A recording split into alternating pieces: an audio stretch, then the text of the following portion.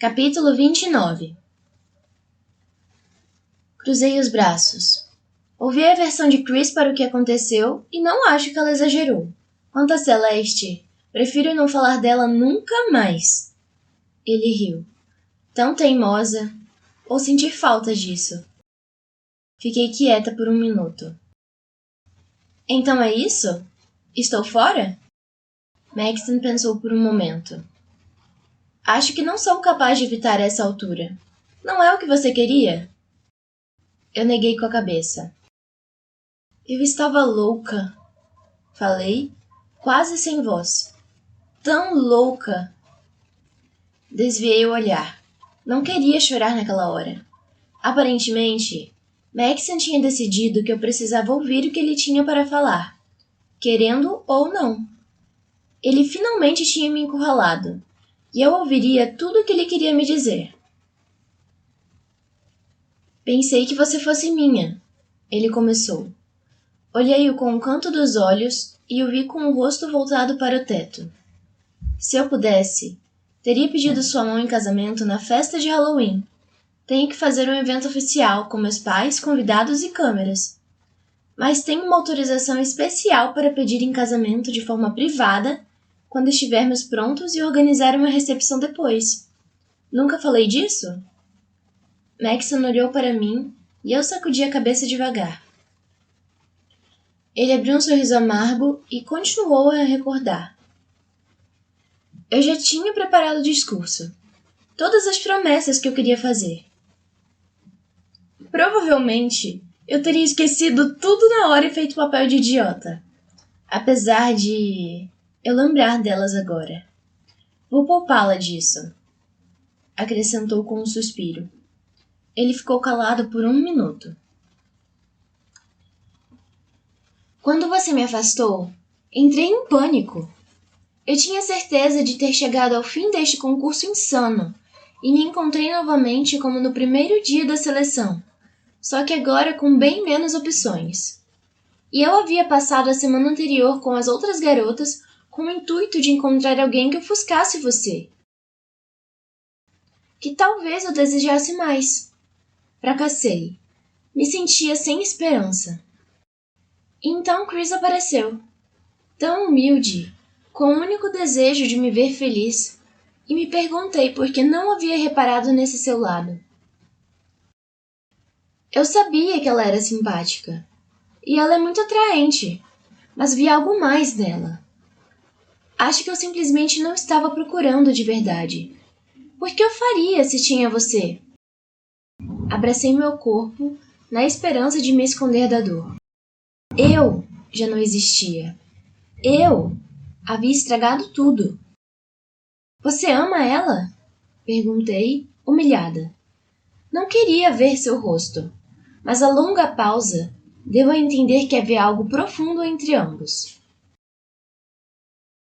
É diferente do que era com você. Mais sereno, mais amistoso, mas é firme. Posso me apoiar em Chris, e não tenho dúvidas de que ela é dedicada a mim. Como você pode ver, há poucas certezas em meu mundo. E por isso é reconfortante tê-la ao meu lado. Fiz que sim com a cabeça, ainda evitando olhá-lo nos olhos. Só conseguia pensar nele falando de nós dois no passado e nos seus elogios infindáveis a Chris. Queria ter algo de ruim para falar sobre ela. Algo que fosse derrubá-la de um só golpe. Mas não. Chris era uma dama. Fez tudo direito desde o começo. De fato, eu fiquei surpresa por ele ter preferido a mim em vez dela. Chris era perfeita para ele. Então por que Celeste se Chris é tão maravilhosa? Perguntei, finalmente com meus olhos nos deles. Maxton inclinou a cabeça, envergonhado com o assunto.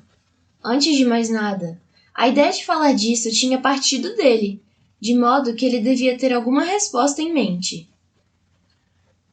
Ele se levantou e arriscou outro alongamento antes de começar a caminhar com passos curtos pelo abrigo. Como você sabe, minha vida é cheia de desgastes que eu prefiro não revelar.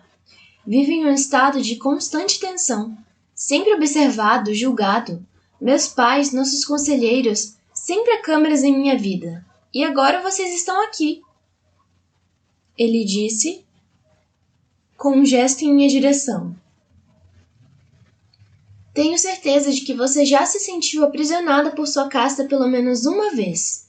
Mas imagine como me sinto. Há coisas que vi, América, que sei, e acho que nunca serei capaz de mudá-las.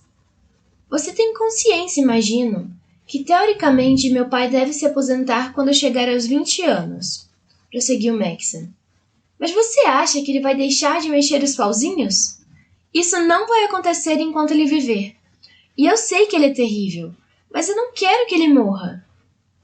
Ele é meu pai. Fiz um sinal, demonstrando que tinha entendido. A propósito, ele também influenciou a seleção desde o primeiro dia. Se você olhar as remanescentes, fica tudo muito claro. Maxon começou a contar as meninas nos dedos.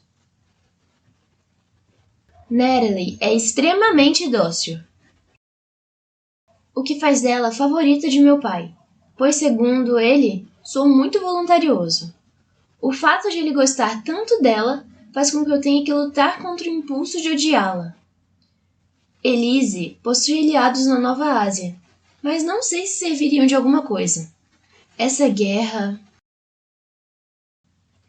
Maxon pensou em algo e sacudiu a cabeça.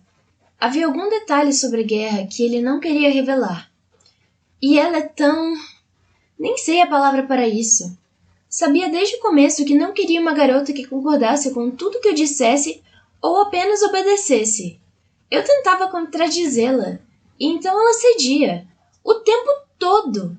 É irritante. É como se ela não tivesse personalidade. Ele estava quase ofegante. Eu não tinha percebido quanto ela incomodava. Ele sempre tinha tanta paciência conosco. Por fim, ele olhou para mim. Você foi escolha minha. Minha única escolha. Meu pai não ficou entusiasmado. Mas até então, você não tinha feito nada que o deixasse irritado. Se você ficasse quieta, ele não se importaria se eu a mantivesse. Aliás, ele não veria problema se eu escolhesse você, desde que você fosse bem comportada. Ele usou as suas ações recentes para apontar minhas falhas de julgamento e insistir que terá a palavra final a partir de agora.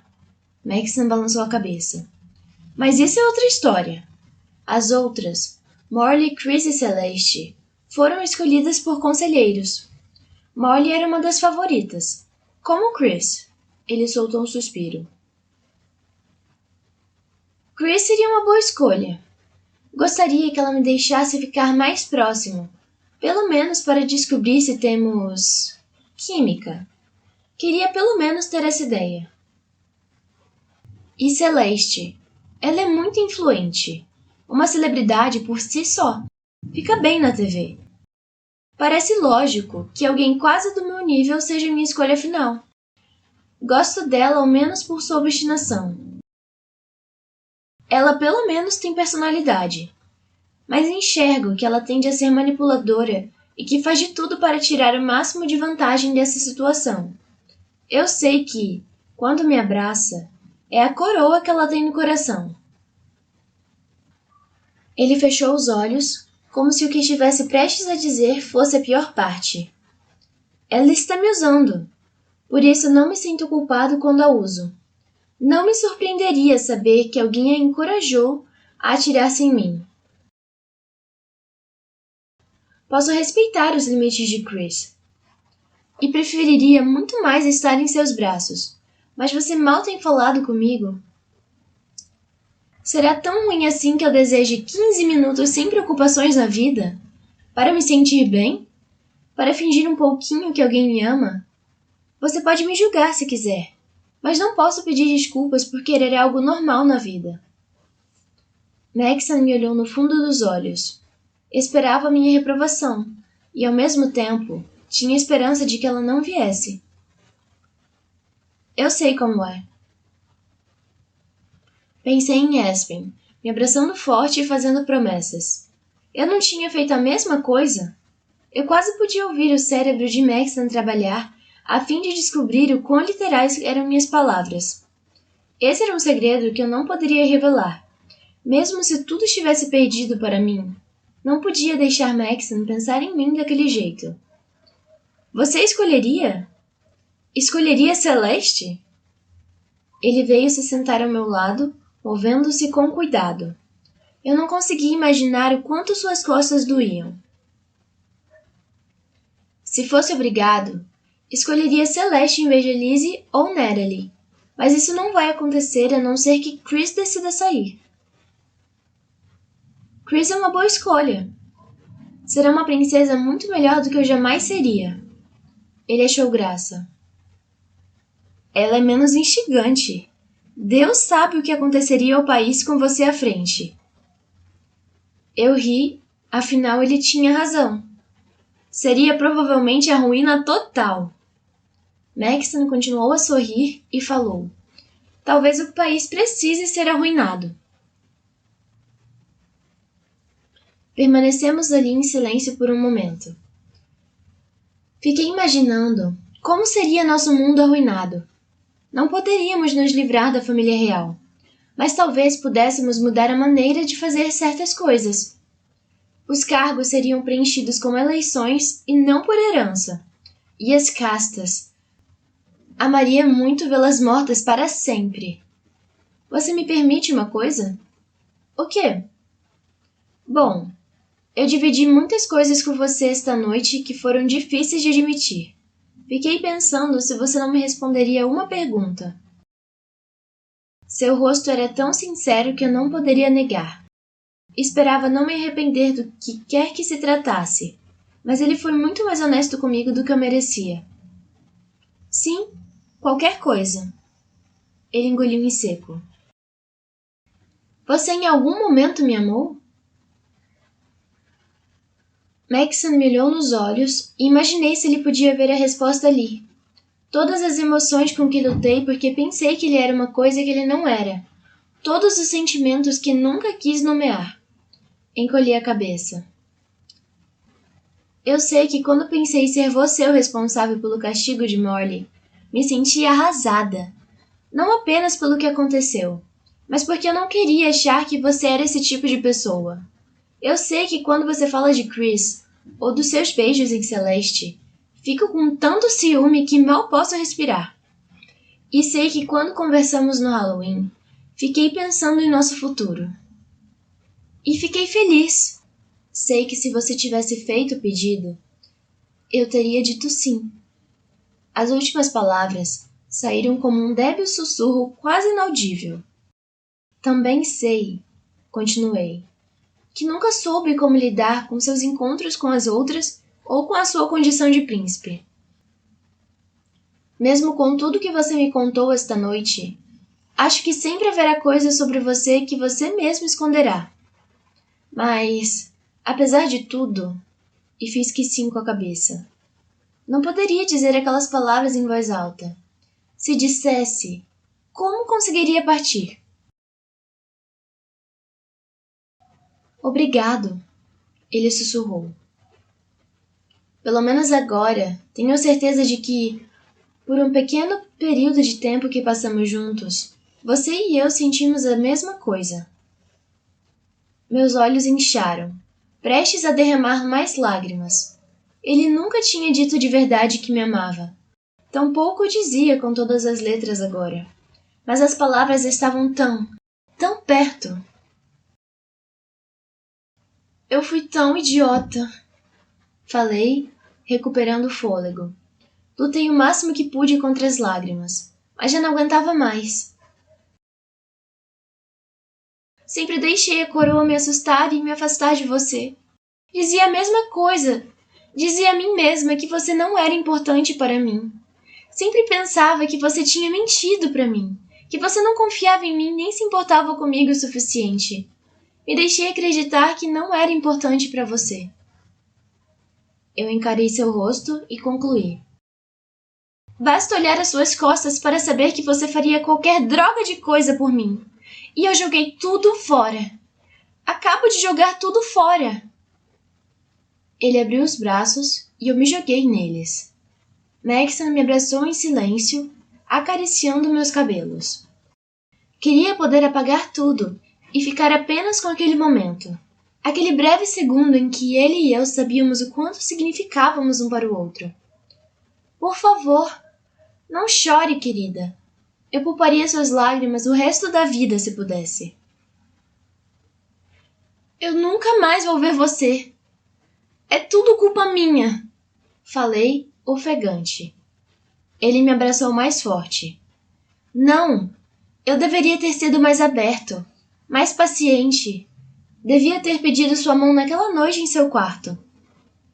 Ele riu.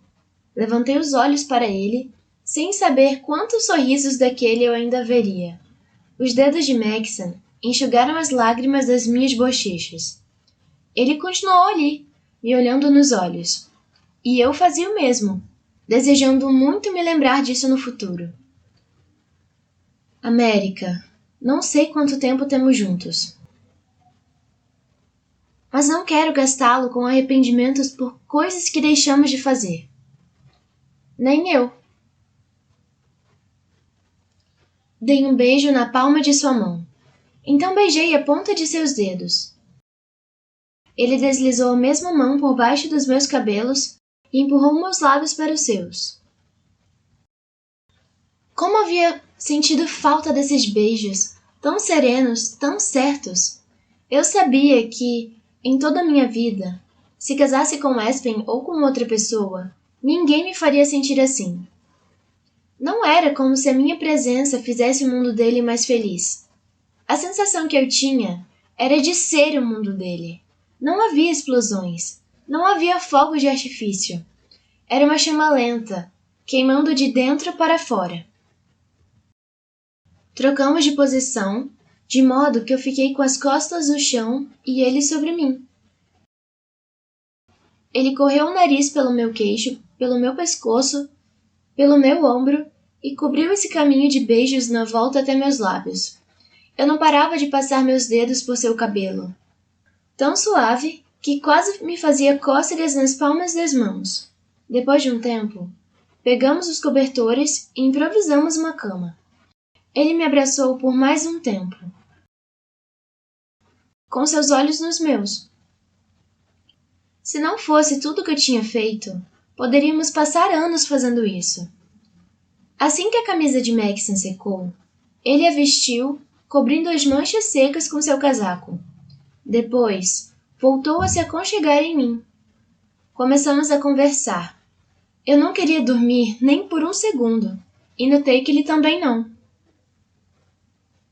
Você acha que vai voltar para ele? O seu ex? Não queria falar de Aspen naquele momento, mas pensava nisso. Ele é uma boa opção. Inteligente, corajoso, talvez a única pessoa neste planeta que seja mais teimosa do que eu. Maxon soltou uma risada. Meus olhos fecharam, mas continuei. Vai demorar um pouco até que eu possa pensar sobre isso. O silêncio se prolongou. Maxon esfregou o polegar contra minha mão. Eu poderia escrever para você? Ele perguntou. Pensei. Talvez você devesse esperar alguns meses. Talvez nem sinta saudade. Ele quase riu. Se você for escrever, deve contar a Chris. Você tem razão. Ele não explicou se ia contar a ela ou se simplesmente não escreveria. Mas naquele momento, eu não queria saber. Não conseguia acreditar que tudo aquilo estava acontecendo por causa de um livro idiota. Perdi o fôlego. Meus olhos se arregalaram. Um livro! Maxon! E se os rebeldes nortistas estiverem atrás dos diários? Ele trocou de posição, ainda um pouco distraído. O que você quer dizer? Quando fugi para o jardim naquele dia, vi os rebeldes passarem por mim. Uma moça deixou cair uma bolsa cheia de livros. O cara que estava com ela também tinha um monte. Eles estão roubando livros. E se estiverem procurando por um título em particular? Maxon arregalou os olhos e depois piscou, submersa em pensamentos. América! O que havia exatamente naquele diário? Muita coisa! Sobre como Gregory basicamente roubou o país, como impôs castas ao povo. Era horrível, Maxon. Mas o jornal oficial saiu do ar. Ele insistiu. Mesmo que seja isso que querem, não há como eles saberem o que é o diário ou do que ele se trata. Acredite, depois da sua apresentação, meu pai vai garantir que os diários fiquem mais protegidos que o habitual. Eu disse, com a mão na boca para esconder um bocejo. Eu sei. Não, falou Maxon. Não se preocupe. Pelo que sabemos, eles apenas gostam muito de ler. Aquela tentativa de piada só me fez soltar um gemido.